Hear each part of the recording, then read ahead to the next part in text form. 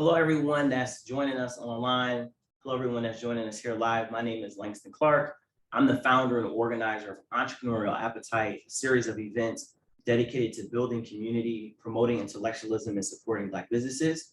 And today, I have a very special interview that we're going to be doing with Dorian Williams Sr., the author of Strategic Planning for Black Folk. As you all know, those of you who've joined us before, what we try to do is we try to pair Black authors and entrepreneurs in conversation with one another. But today is special because our Black author is also a Black entrepreneur. And we're meeting in our second or third, actually our third hybrid event here at the MoA Center in their Greenwood space, which will eventually serve as an incubator for Black businesses here in San Antonio. And so the folks that have joined us here live and in person will get an opportunity to see some of the rooms and hear about the vision for the Greenwood and the MoA Center overall. So hopefully those of you who are watching virtually will one day get to join us in person so you can learn more about some of the things that we're trying to do to highlight Black businesses here in San Antonio and other places in Texas and throughout the United States. So I want to begin with our first question. Dorian, can you tell us a little bit about yourself, introduce the audience to who you are and the things that you've been doing here as an entrepreneur, as a philanthropist, as an advocate here in San Antonio, and how you got to be in the position that you're in? Yeah, absolutely. First of all, thank everybody for just being on tonight. And then also those that are here, so we appreciate you being here as well. But yeah, Dorian Williams, Senior. I, met my bride in 8th grade. So we're about 26 years into this thing with marriage. 2 children, boy and a girl. We're a track family, so we're at, for us sports is a staple of who we are. And so both my kids, my son ran track at Texas Tech, my daughter runs track in North Texas. And let's see, since I've been here, I'm retired Air Force, Lieutenant Colonel retired. Was the first African-American aerospace physiologist pilot in Air Force history. And so that was an interesting navigational journey, certainly. But then we, always wanted to come back home. And, but we didn't want to come back home necessarily for the right reasons. It was just, we were comfortable, it was what we knew. But coming back home, seeing the kind of work that we needed to be done here from just the capacity building for Black folk, just coming back from other places like the Atlantas, like the up north, northeast areas, and then coming back and seeing where we were as a community, it just bothered me. It bothered me big time that I felt like the progression, the growth. So we started, we planted ministries all over the country, all over the globe, and nonprofits. And so we just kept that same mindset everywhere we went. And so when we got back here, same thing. We started Reach SA, which is one of the leading nonprofits in the city. We have, I claim the largest back to school jam every year, church ministry. And then of course, then we just recently was able to secure the MoA Center, which is 25,000 square feet of a co-working space, 52 offices. And then we were really blessed to be able to get the Greenwood Center, which is a 2,500 square foot space just for us to come and do just what we're doing tonight, to sit, to talk, to fellowship, to learn, and to grow. And so ultimately, that's what we'll see. If you see business, we should be growing businesses out of here. We're already doing it. So it's been exciting to do that. So yeah. So I'm gonna tell y'all that Dr. Williams has been one of my best mentors since I've been here in San Antonio. And at some point, the formality is gonna break in the conversation. Yeah. So don't be surprised if we just start talking regular at some point.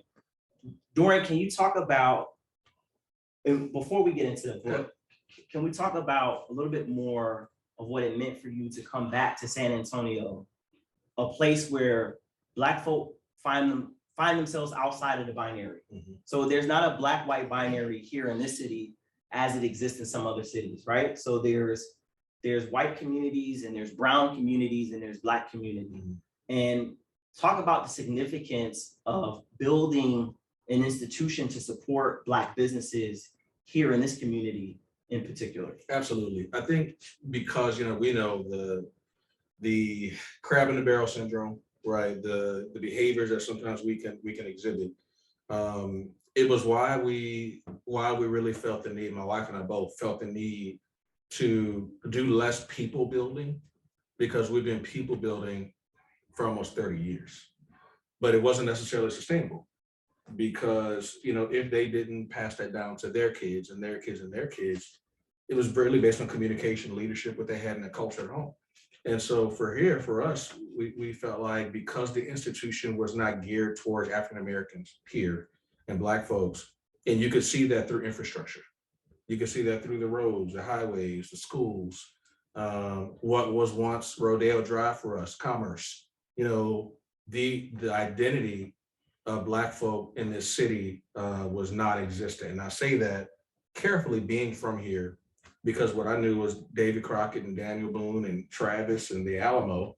That's what I knew. So outside of the Harriet Tubmans and MLKs, the more popular, the Malcolm X's, just didn't know. So it was important for us to start working on systems, right? Because if we can change the systems and create entry points for us, that is more effective long-term.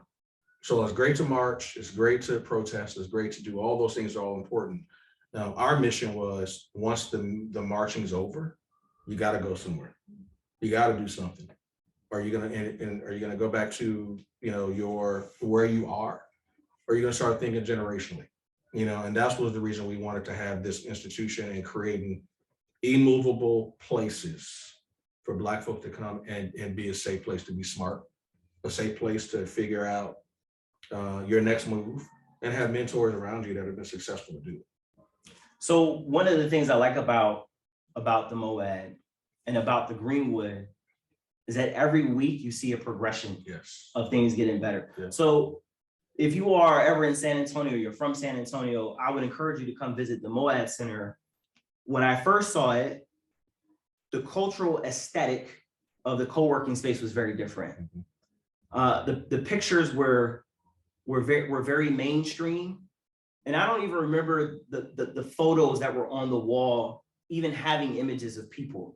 But when you walk into the MoA Center, you see Black and brown faces everywhere. Now, what's interesting about it is that you all are still able to get the offices rented out. Yes. And so I think sometimes we have these reservations about making a space that is comfortably Black and assuming that other people won't use the product, right? Won't appreciate the business that we are developing that is Black affirming, but isn't dismissive of other people, right?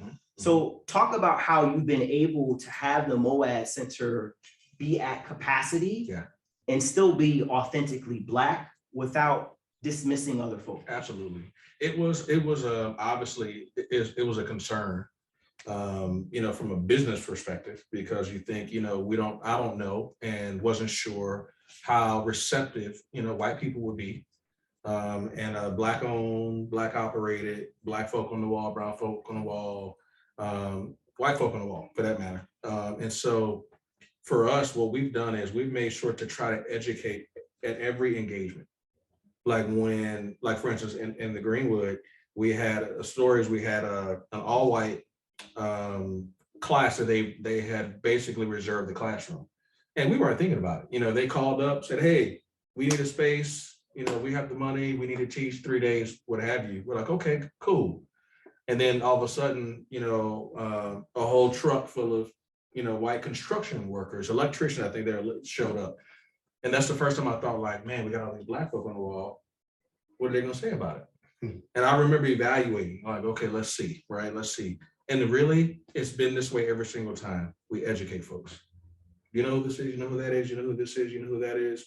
And I had one individual say, what are all these Black people on the wall for? And my response was, well, why are the white people on money?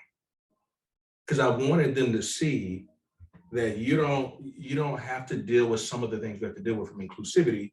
And this made you feel a certain kind of way. You brought it up. Imagine the very currency.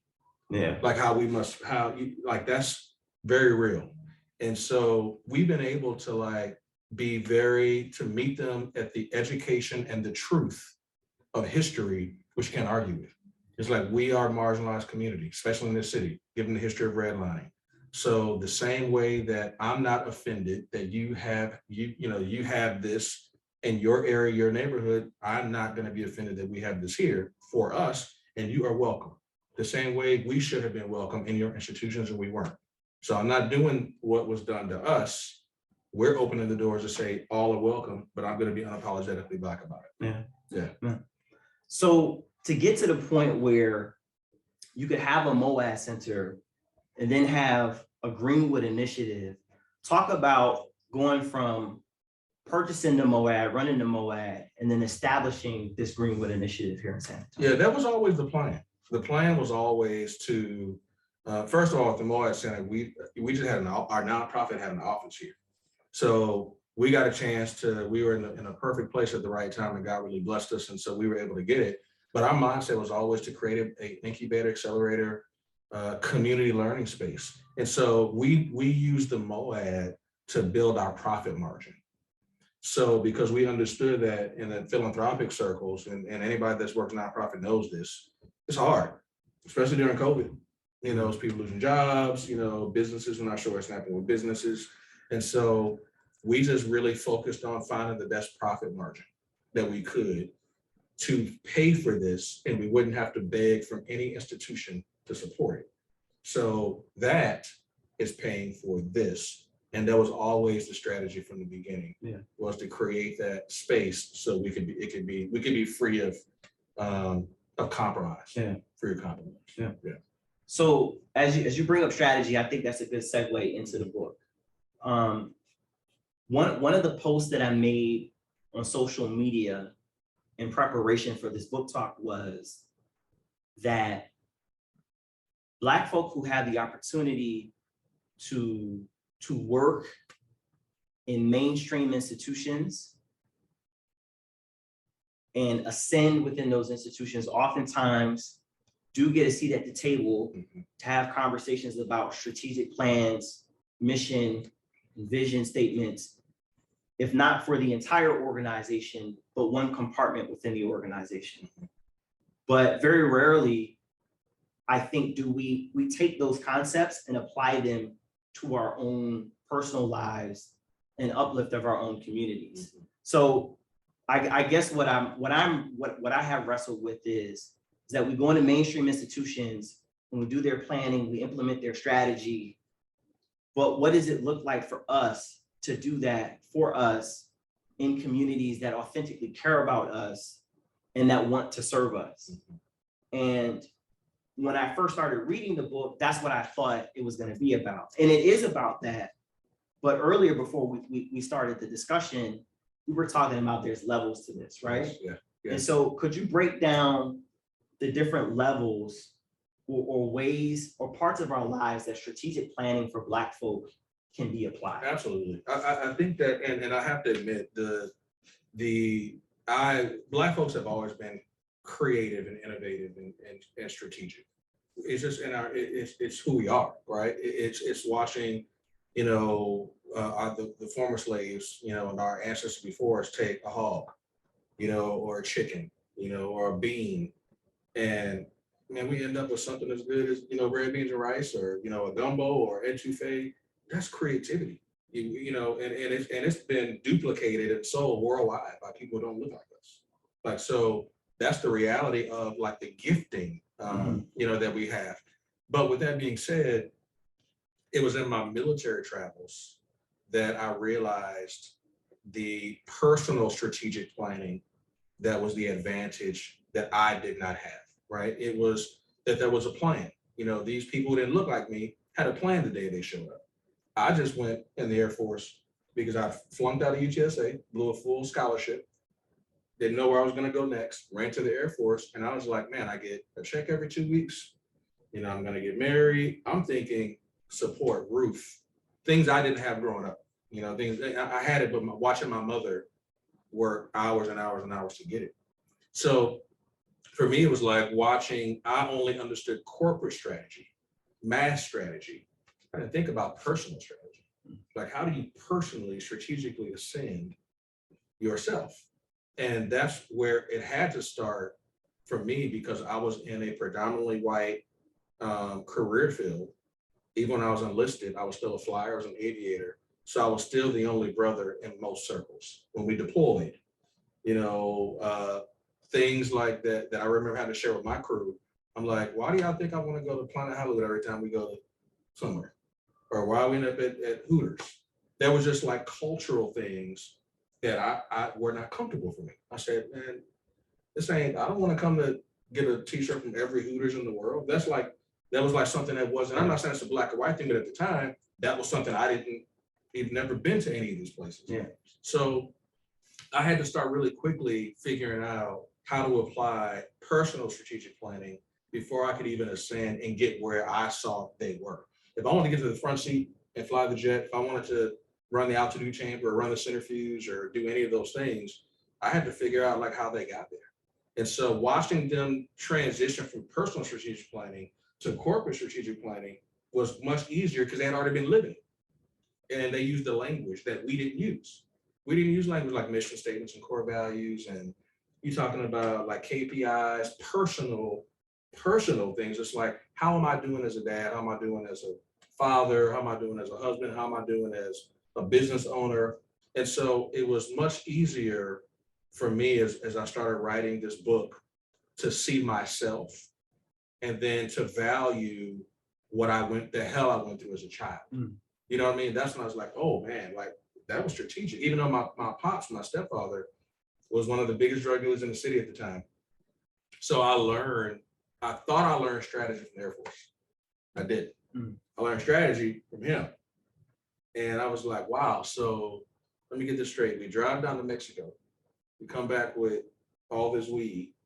You come back, you seed it, put it together in Ziplocs, come up with a game plan, employ people, right? And I'm like watching this going like, man, and now as an adult, I always tell them, man, if you could have done something legit, like you'd have changed the world. Because how can here's this old black Vietnam vet mad at the world.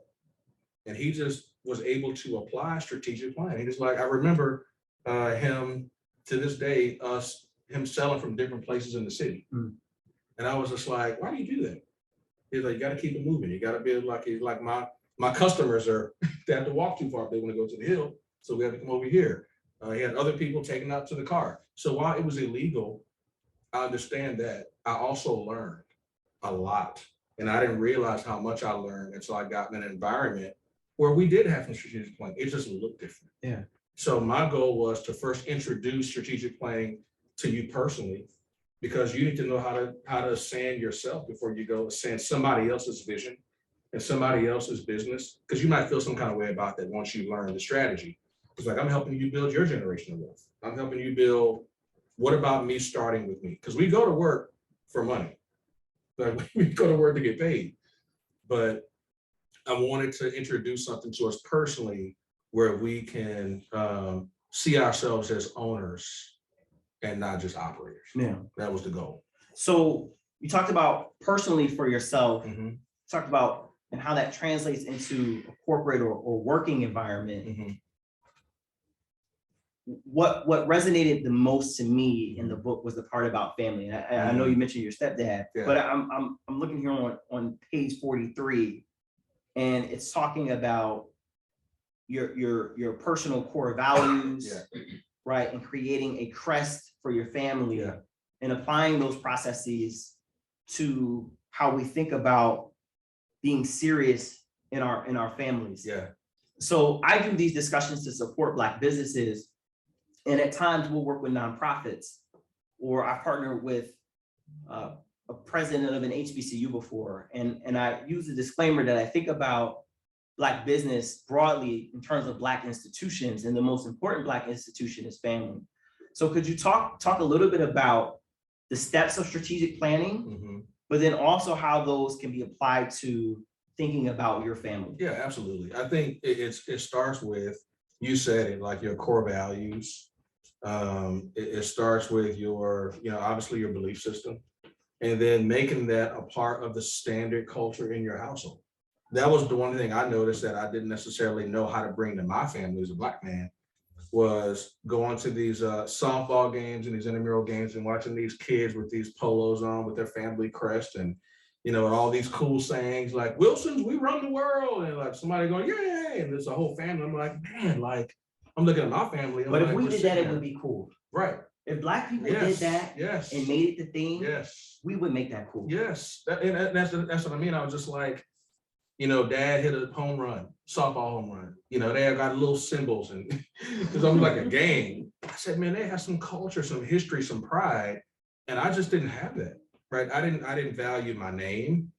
I didn't value my background, my history. I didn't have a crest, a logo. So that's when we went down the path of like, part of strategic planning is once you create, your set of core values and your mission statement and your vision, it leads you into goals. But that's all just Hollywood talk if you don't have a passion to see it through.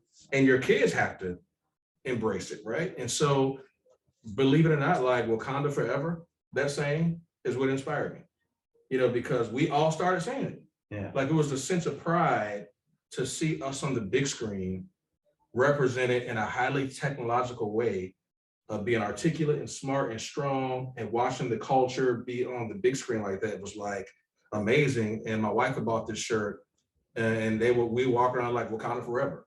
And I thought, what if we had, something like that? We need something that we can do. So, but I'd always been telling my kids, Williams are leaders, not followers, before I sent them off to school. So that was always something I didn't know that they were saying. And so it became kind of our thing. So we created a crest, a family logo, and the pride that our family feels when they put those t-shirts on, or they can see their name, that W with those 4 dots, they're like, man, I can do anything. And it was inspiring. And that's part of strategic planning in the corporate level as well. It's like every company has a logo, every company has a tagline, every company has a slogan. And why not have one for your household? It is the most important institution. And you can then transition into the corporate institution because it's familiar to you. Yeah. Mission statement is not the first time you've heard it, like for me, like it was for me. So, transitioning that personally, then building to the how is really important. So I'm thinking about what happens. We were having an impromptu conversation about integration versus segregation before. Yeah. And I'm thinking about that whole concept of developing your crest, your value systems. It's really being intentional about your identity as a person and your family. Yeah. And how much better off we would be if we did that as we integrated into mainstream institutions. Yeah. Right? What would the mission be for Black folk inside of institutions that don't necessarily always support us or value us? Maybe Juneteenth, we got an extra day in June, we got the whole month of February, Martin Luther King Day. So I guess we do kind of have 30 days. If you include Juneteenth, MLK Day, and the 29 days in February, we do have a whole month. Right. But other than that, right, it's just marketing from the standpoint of mainstream corporations. I just think it's valuable in terms of us maintaining a sense of who we are as we are in these mainstream spaces to do these types of things. But talk about what it means to do this in terms of like building your own businesses. Yeah. Because I think that's really like the core of what we try to highlight and what we try to do on Entrepreneurial Appetite. But this is something that you've done for yourself. Yeah. And what does it look like to do that pouring into like other people who are starting their own businesses as well? Yeah, I think really honestly, it really begins and ends with you not seeing you in the mainstream institution, but seeing your family. Right, that's where it starts, because when we're inward looking and we see ourselves individually through the lens of individualism, it's like, okay, I didn't want to go become an officer in the Air Force for me. It started off for me, but then I realized, like, man, this is building my son and my daughter, and this is building my wife. And so now, as we started to do that, it shifted from just me to my institution being able to stand alongside the mainstream institution. So it starts with, from a business perspective, I always share this with folks that want to start businesses. Don't think about having the next McDonald's. Like, think about like, okay, can I be better than, like, what's my vision that's better than the best burgers? What's better than the best tacos, better than the best cars? And seeing your whole family there, seeing your son, working the cash register, your wife doing this, like seeing everybody there is really the institution building process, right? It's like you start thinking about job descriptions, you start helping them pick their schools. So even like for us, we help guide our kids to degrees that we had access to certain sectors. So being that we were an athletic family, I knew we'd have access to sports. So I made sure we reared our kids up like, this is your talent, but you can pick up some skill, but this is your talent. You woke up faster than everybody else. You're going to go to bed faster than everybody else. So let's take advantage of that as a business, if you will. And it was never about going to the Olympics. It was always about getting a scholarship. Had nothing to do with you winning a gold medal. It was like, they're going to give you some tuition and fee payment. It was always intentional. And so the business aspect and getting people to see vision is getting them not to just see themselves, but to see their families and then see other families there as well. And it helps you scale. Because that's where Black folks sometimes we fall short, is that we're first generation business owners and first generation degrees and first generation money. So what do you do after you get the degree? What do you do? Is it even the right degree? So the strategy is building the vision for your community and then reverse engineering your degrees, your experiences, your internships in the summers, all those things. I think that's important. So some of the work that I do in my research as a professor deals with Black males in particular and their identity in sport, and how it's interesting. In some ways, the sport identity will become the primary identity for a lot of Black males, even if they're not the fastest person in the world. Because we all know that there's that one brother who's 5'5" who thinks he's going to play basketball somewhere, right? But he's not. And it's important to hear you say that, because it flips around the exploitation. That's exactly right. So and that goes beyond just sports. It's like we're going into this environment for the resources that they have, the opportunities they have to build ourselves, rather than be the ones who are taking from us. That's exactly right. Like, I was going to say on that, because I think that brought up a good point. We talk about this in the book, is it's that sitcom syndrome, right?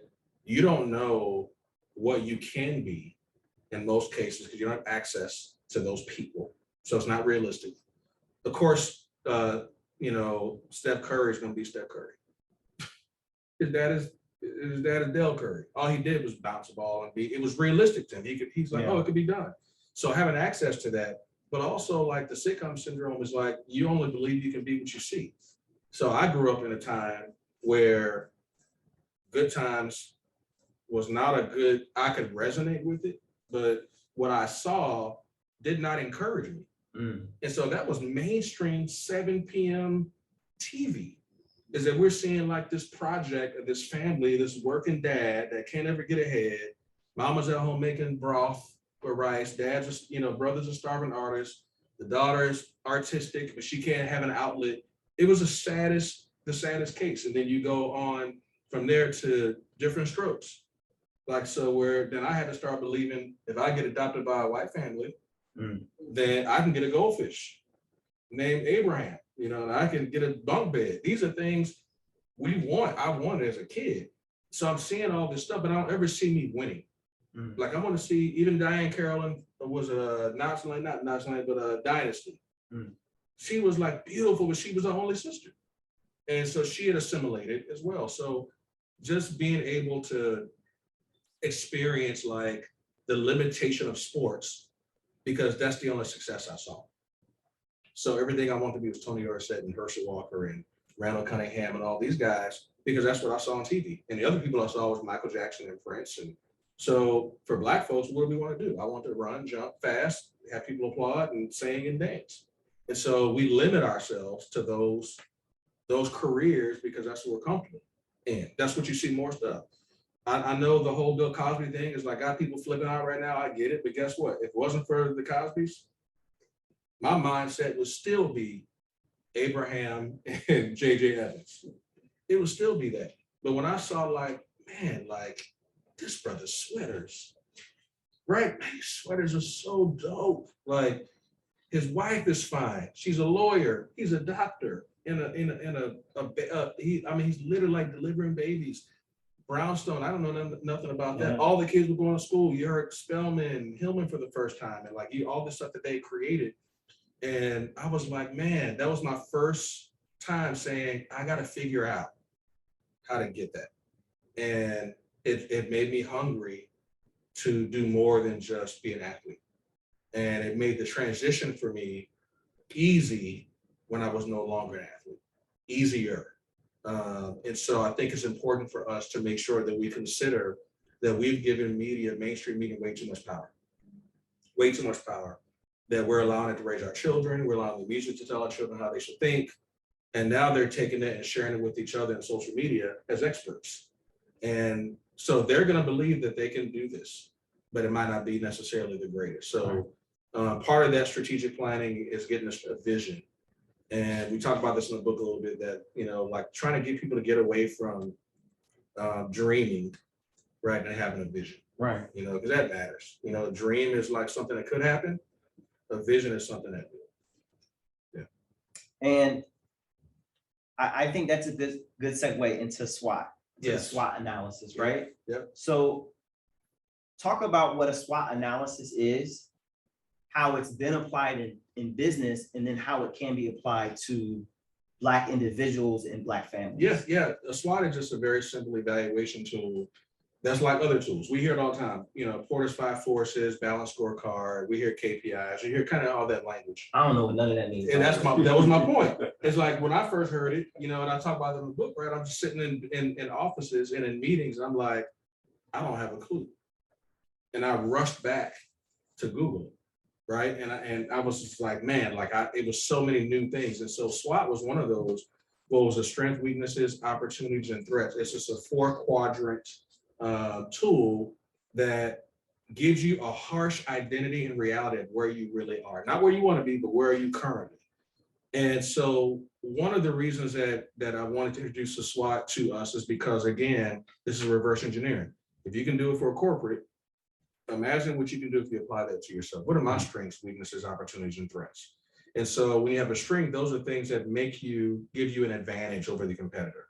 An opportunity is a way that you can gain an advantage. Like, how can I gain an advantage? You would say that let's say a company that we're in San Antonio, tamales, they know that there's an opportunity every New Year's. So they're going to make more. They're going to make more. They're going to make more. They're going to make more. So that's really the real challenge, is now then looking at your threats are things that are going to make you less of an advantage, right, to some of your competitors. And so now you take your weaknesses is just what you don't do well. Yeah. So, but there's a more, what I felt like the SWOT made some assumptions that Black folk didn't necessarily, we weren't going to be able to connect the dots. You get the SWOT, I hear about my weaknesses and opportunities and threats all the time.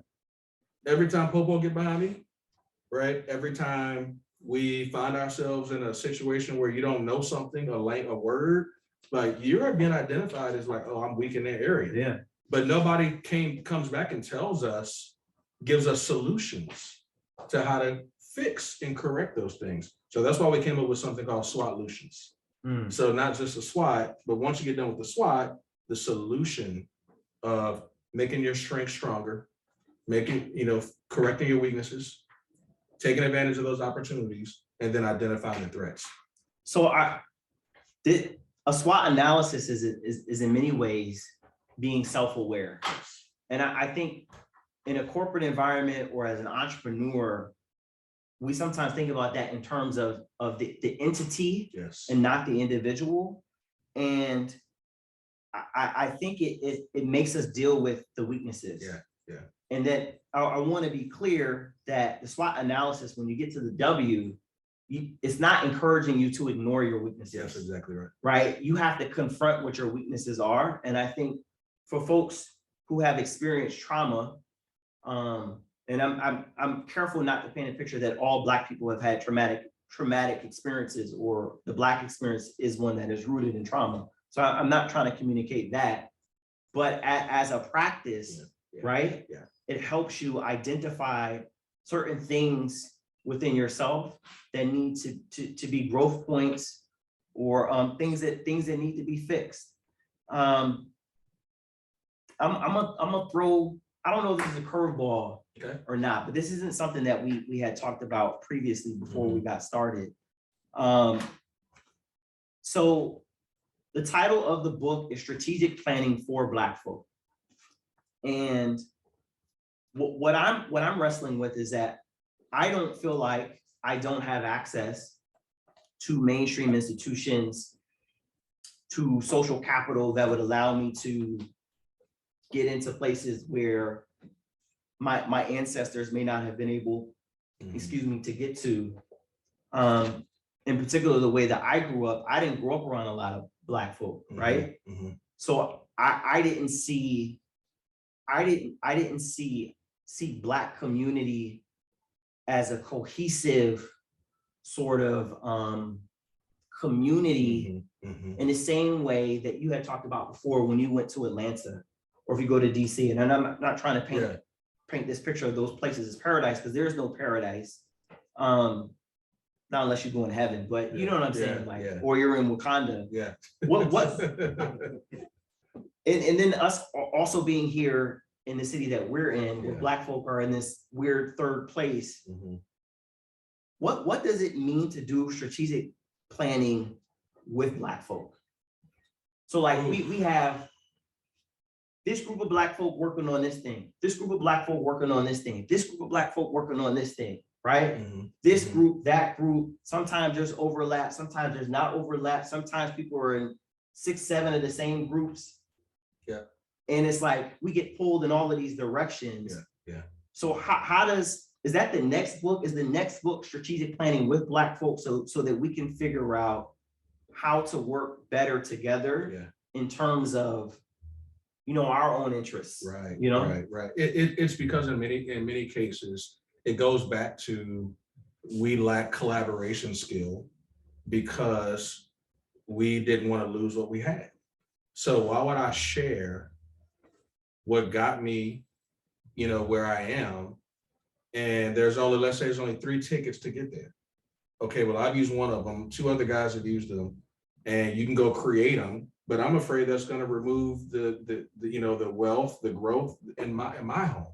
So I think that what happened was, because we're first generation, it's novel, it's new, right? And so because it's new, we're like, oh man, I don't, sometimes case we don't even know how we got it, right? But you got there. And then when people see it, rather than saying, let me share with you how I got here, we say, look at what I have, right? Rather than it being normal. We need to normalize success, normalize wealth, normalize having luxury goods. Like, it shouldn't be a big deal. Like when Black folk get a Louis Vuitton and you wear some Louis Vuittons. If that's what you want to do, you get up and go to work, that's what you do.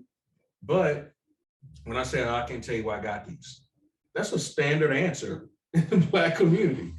It is. Yeah. And so I think, you know, as far as us working together, it's going to have to be when success becomes more normalized across the broad spectrum. Because as long as you're in there still trying to gain individually, you're anti-team. And this is the struggle that I believe we have in San Antonio, being so disconnected geographically, economically, socially. We're segregated and separated. And so what happens is, it's like, well, we all have these great ideas. I want to start this incubator. So I'm gonna start a Facebook page group with that. And then because this person not talking to that person, the same incubator idea, they hadn't have a Facebook group. And they have a Facebook group. And I remember coming home, like, accepting them all. After about 20, I said, it's the same people. We didn't have strategy. We didn't have leadership, strategic leadership, because that's the next book, is how do I do this strategically now to say, okay, we have $100.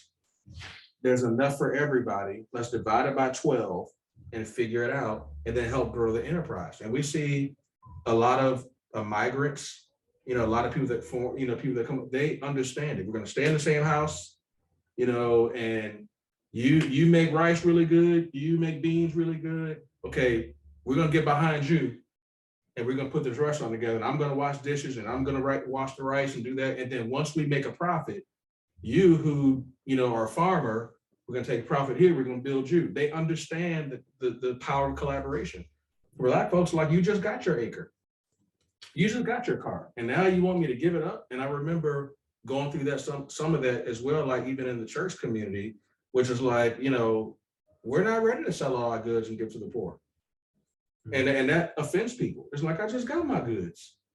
Like I've had goods long enough. Yeah. So we then enter the strategy of the nonprofit sector. It's like, oh, so I don't have to, there's fundraising and there's philanthropy and there are people who want to do it. So the strategy of us coming together has to be under, first of all, a collective voice. We want to go here. And because in most cases, we don't have a vision, we don't have a vector. So I'm gonna challenge that a little bit. Okay. Because I don't think any community has a collective voice. Okay. I think those other communities understand their collective interests, Mm-hmm. and they work in concert with those interests. Mm-hmm. And that's not something that as a community, and I don't want to say this because not all Black communities are this way, but some Black communities don't work together in terms of their collective interests. And so not all white folk get along. Yeah. Right? Right. Not all the Latinas and Latinos, Latinx, Hispanic, they don't all get along. They don't have all the same political ideologies. And, you know, even like some of the narratives about when the Trump administration was in office, when they were talking about families were divided over politics. Yeah.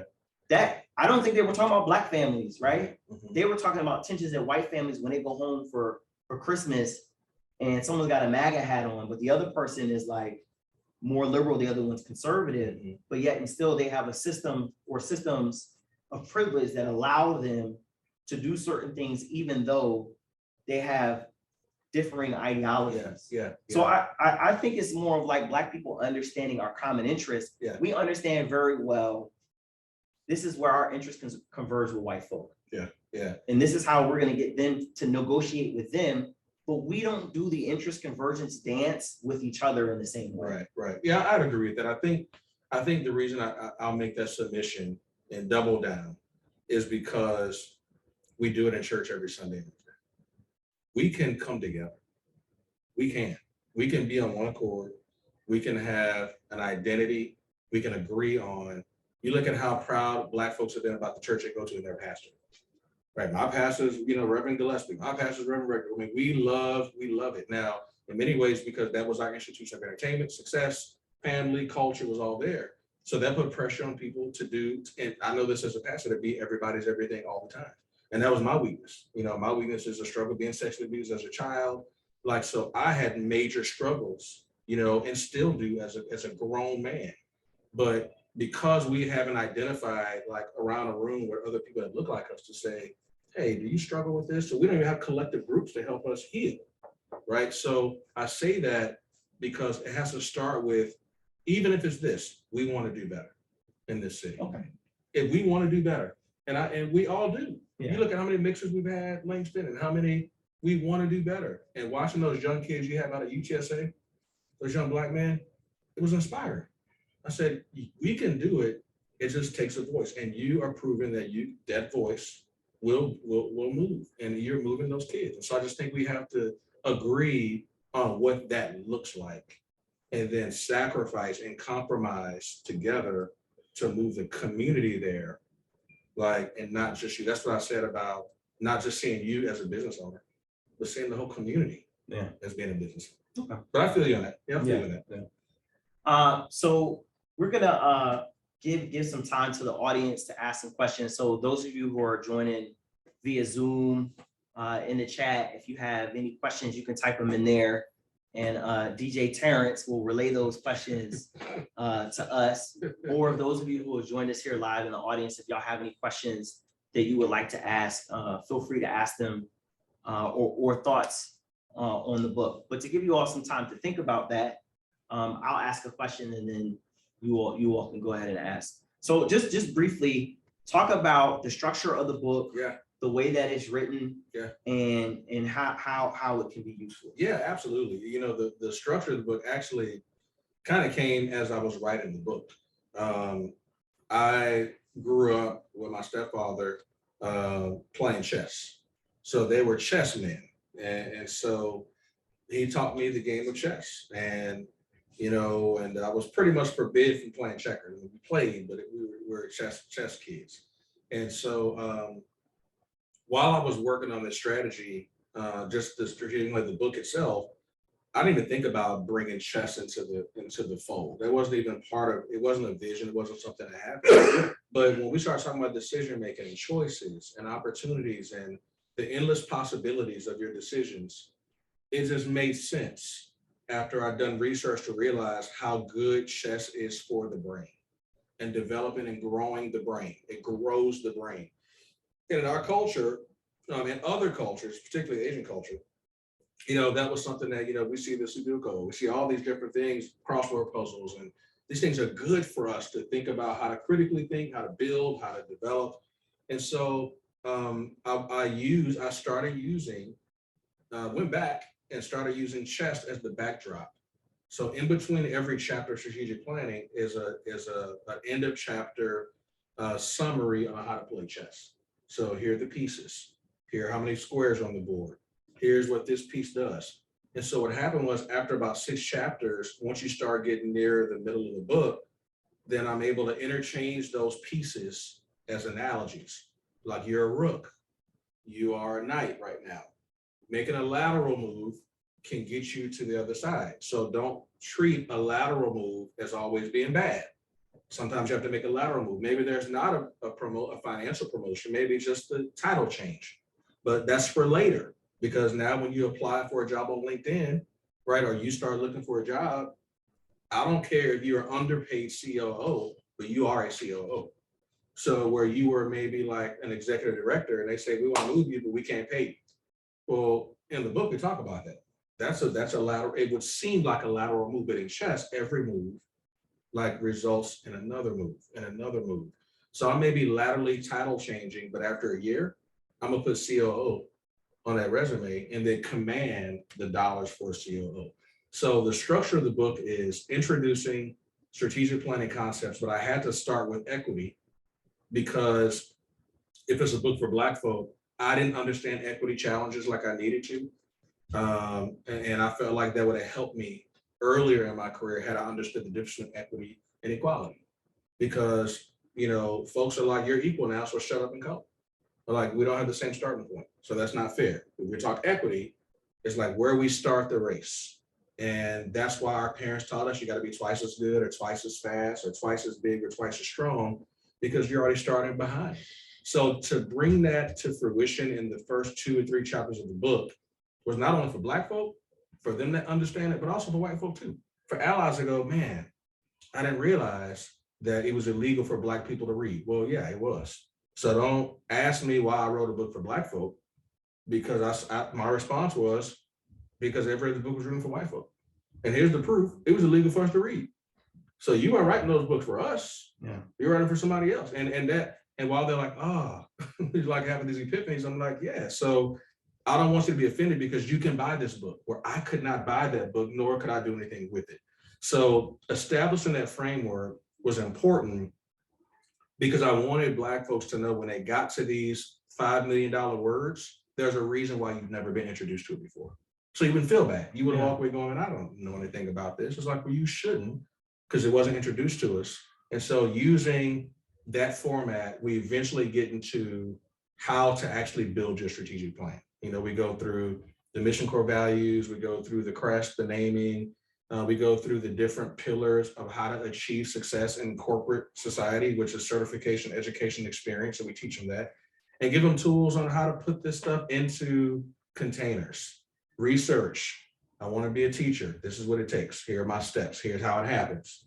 And then going and building that and then executing that and having a mentor, having a thought partner to help hold you accountable for it. Yeah, absolutely.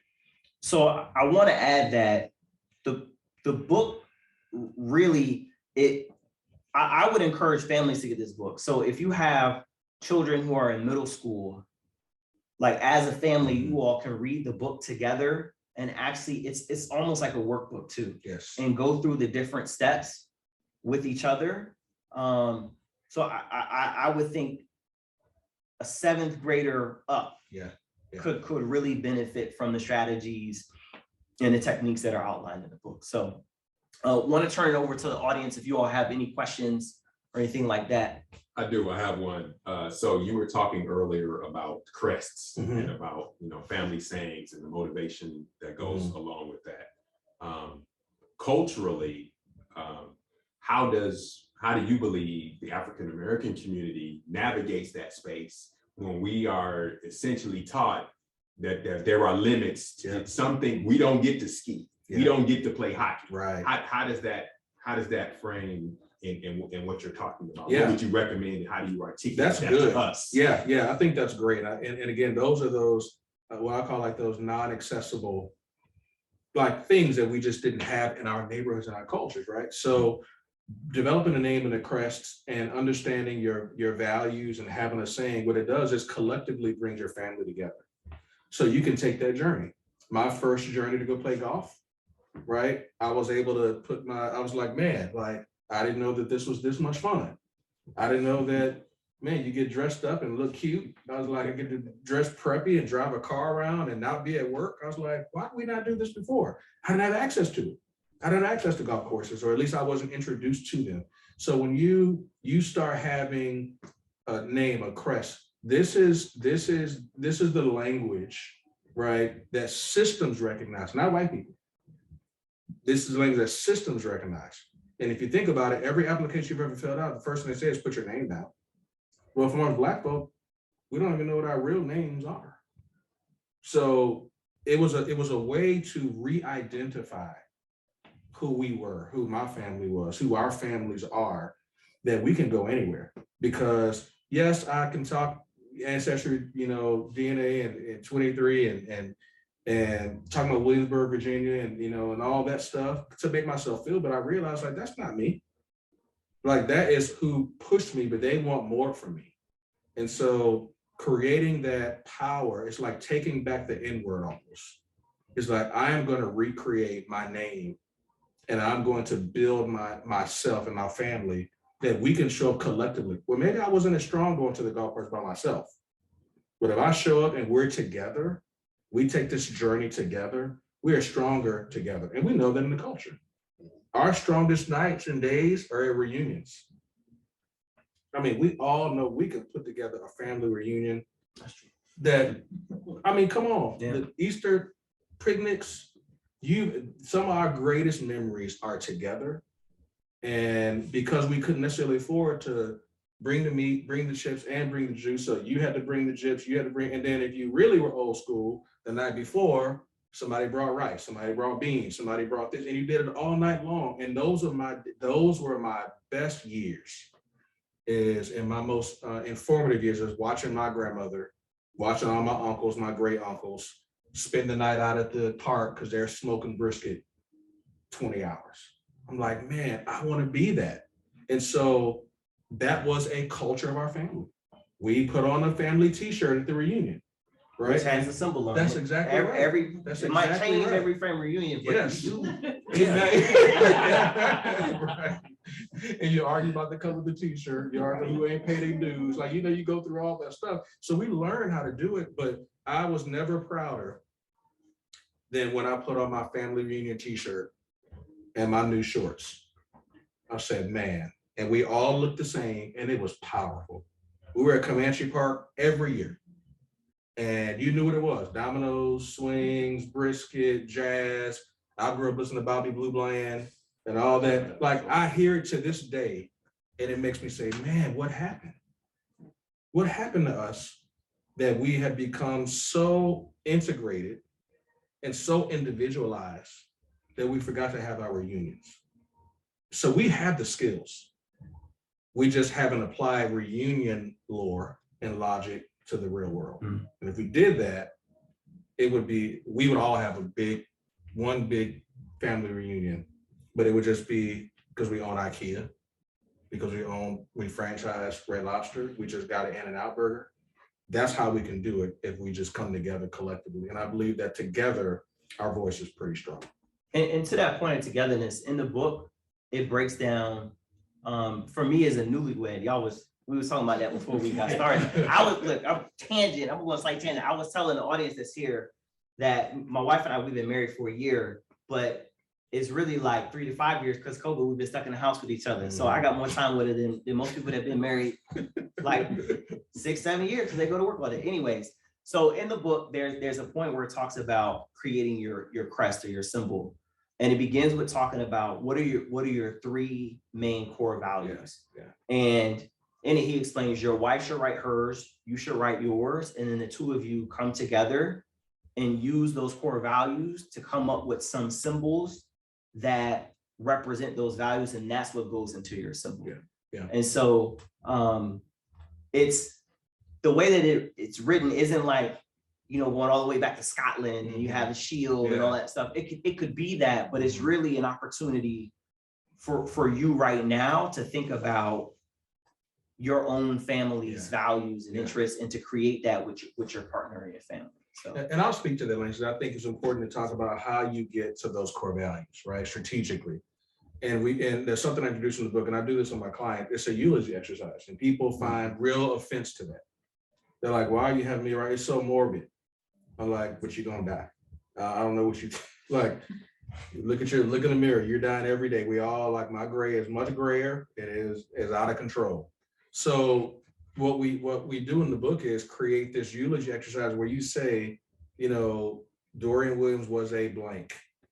What I learned from him was this. What I'm gonna miss most about him is this. So what it does is it creates these adjectives. So if it says he was loving, he was caring, he was encouraging, he was this, and you circle those words, you'll find that you already have a set of core values you just haven't identified. They're there. And so once you get done, you realize it's like, man, here are the core values. And I look at that with my wife, so my children, and they go, wow, like, okay, so we put those together and we come up with a phrase around that. So this is how you get to the place where you establish those core values, because when you pass away, what they say about you, right? What are they going to say? And if you have the opportunity to do something different about that, then that's what you do. I'm going through that myself right now in transition. It's like, okay, I want to make sure that I'm more than just what I've done. I want to be. And so in order to do that, I have to identify, like, what are my core values? Like, what are they? And, you know, whether it's you're an encourager or a helper or you are funny, there's nothing wrong with that being like comedy. You know, laughter is good for the heart and good for the soul, like a medicine. So with that being said, if comedy is your one, you may have got told by mainstream that it was bad. Quit playing, stop joking, you play too much. Like, I have cousins, y'all have siblings, like I have a brother, God rest his soul, they just played all he did was just play and try to get you to debate. That's all he did. And I thought, man, I wish he would just shut up. When he passed away, I was like, man, I would do anything to have that boy get on my nerves, you know, at this reunion. So rather than waiting for you to pass on, get your flowers, and you change the type of flower people give you, you know, by doing that exercise. And that's how you get those core values. And the book teaches you how to do that. Yeah. We got any? Oh, go ahead. Hey, Giselle, I owe you money. I mean, Joe, I'm sorry. Yeah, that's okay. One of the topics that you talk about in the book is become a thought leader in decision making and critical thinking. So, you know, that's an absence sometimes. Even they miss it all the way through elementary, they get to college, and so that seems like that's missing. So can you kind of talk about your thoughts on that? Yeah. Critical thinking was, and I remember, you know, reading the book on critical thinking. The name escapes me now, but that was like what was important, because I worked for one of the local universities, and I remember having a meeting with several major business institutions, right? And one of the things they said was, we will pay you more if you can teach these kids and these people coming in how to critically think. Like, we're getting kids who, it's the cash register, and if anything else happens outside of that, they don't know what to do. We've all been there. It's like, oh, I don't know if I can get a Diet Coke. I'm like, what do you mean? It's the same as the rest of the beverages, I think, but I don't know. And you could see them like not the process of like thinking. And I saw this not only military, Joy, but also just when I would come back home or be in other communities. you know, and you realize it's like, you're not solution centric, right? You're not solution centric. We're problem centric. Right. And we focus on the problems and the challenges and the issues. But when you start to think like, okay, identify this problem, how do I mitigate? What do I do about this? And so that is why I introduced in the book, enjoy the decision-making principle, right? The 3-move principle, which is forces you to critically think. So you don't make this move to make the first move. In chess, you make that move because you know you want to make another move 3 moves later, right? So being able to critically think and being able to project, and you can actually predict your future if you can get that down. You can predict your future by saying, okay, I'm just not going to get this degree for just because it's the easiest one, right? I remember being there with my academic coordinator saying, this one's 68 hours, this one's 144 hours. I was like, I'll do the 60-hour basket weaving certification and be done with it. And it wasn't until later that I was like, man, I don't even like baskets. I have an engineering degree, I hate math. Because I thought that was like the way for me to achieve, because doctors, lawyers, engineers, that's all I was told. So here I am like, do I really want to do a 7-hour math test every day? I was like, this is the worst thing in the world. It was so hard, but it helped me in critical thinking skills, because now I don't just look at a Frisbee and just think, oh, that's a Frisbee. I'm like, lift, drag, circumference, and it helped me. I'm like, that just doesn't fly on its own. So it helps you to look at everything else that way. It's like, okay, we want to open a MoA Center. What do we got to do? If we want to start a Greenwood, what do we have to do? We know we don't have a lot of money in philanthropic circles around here in San Antonio, because we still have access to funding problems as Black-owned nonprofits, period. So we're like, okay, we got to figure this thing out. So we'll do that. And while people didn't understand that, we got first right of refusal on every other building in this location, because we were critically thinking. We're like, okay, we'll do this. And if this works, we'll get that one. We'll get this one, and we'll get that one. And so we have first right of refusal on this one. And we just got another building 331 for that one, because we weren't thinking about the first move. We were thinking, okay, 3 moves down the road, we're gonna get that. So critical thinking skills, in my opinion, is what separates greatness from goodness. Right? You could be good at it, but greatness is like, man, I can project what's gonna happen. You know, we say it all the time, show me your friends, I can predict your future. And we hear that all the time. It's true in your decision making. Like, you make decisions early and teach these kids how to make decisions, they'll do great long term. Absolutely. Thank you, Joy, for that question. I appreciate that. And I still owe you money. Before we go, are there any more questions from the audience? Okay, so that's great. I don't want anybody who's logged on to log off yet. I want to thank Dr. Williams for joining us. I appreciate you. We give him a quick round of applause. And I'm gonna ask you, Dr. Williams, to step out. I'm gonna ask my sister Ryan. You not coming up? Come on up, Sister Ryan. You got your hands up. Is that a yes or a no? You. Oh, we're gonna share her. My sister Ryan is over here. Ryan is the founder of Black Restaurant Week San Antonio, and next Thursday we're gonna be hosting a conversation with a Black culinary historian, Adrian Miller, who's written 3 books about Black folk and their contributions to the food culture here in the United States. I'm gonna try to remember all the names of his books. His most recent book is called Black Smoke.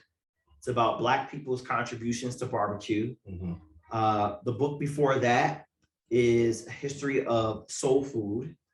And the book before that is called All the President's Kitchen Cabinets. And it talks about Black folks' role in cooking in the White House. And it's not just about enslavement, it takes us all the way through. And so I was interested, I listened to some other podcasts about him today in preparation for that conversation. And as much as we talk about Black culture being the foundation of American culture when it comes to music, when it comes to style, when it comes to making things cool, the American palate was created by us. And I think he's going to share a lot more about that next Thursday at 7 o'clock Central Time in a virtual conversation with him about his book. So I encourage all of you to join us there. Those of you who logged on online, you should be getting an email about that sometime today or tomorrow. And those of you who joined us here live, you will get that as well. So I want to thank you all for joining us. We have some signed books for those of you who are here. There's a brother Chris, if you logged on online, we're gonna get your signed book signed today. We're gonna have that sent to you in Columbus, Ohio. So one last thing before we go, all of you who made contributions and donated or bought a ticket to the live conversation here in the Greenwood space, we're gonna be splitting those profits with the Greenwood Initiative, which is the incubator for Black businesses here in San Antonio. And all of the events that I do with Entrepreneurial Appetite, 10% of what we make goes to an endowment that I started at my alma mater with two of my friends, called the From A&T to PhD Endowed Scholarship in the College of Education there in North Carolina A&T, which is my HBCU. So I thank you for your support, and I appreciate you. I look forward to having you join us next time. Thank you. All right, y'all.